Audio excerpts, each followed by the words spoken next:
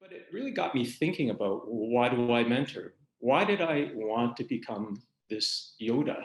And while I try to live a little bit of a Buddhist life and be egoless in my life, I have to tell you, it's very satisfying to see and to be a part of helping people get there.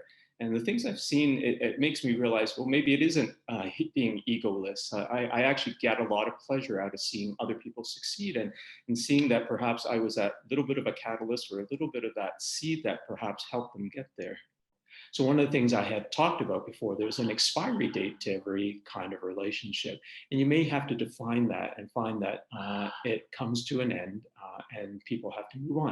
And it can happen naturally, or you can do it in a very structured way. At the AMA, at the American Marketing Association, we have a period of 1 year. And once that's over, you move on to someone else, and they move on to somebody else as well.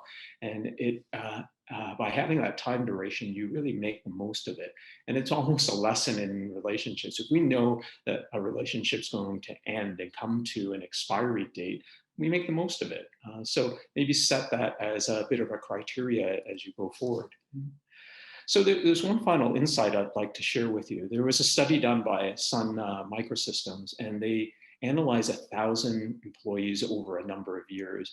And they found that mentors and mentees were 20% more likely to get a raise than people who didn't participate in mentoring.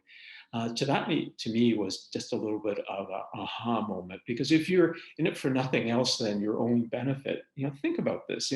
Mentors are 6 times more likely to be promoted than non-mentors.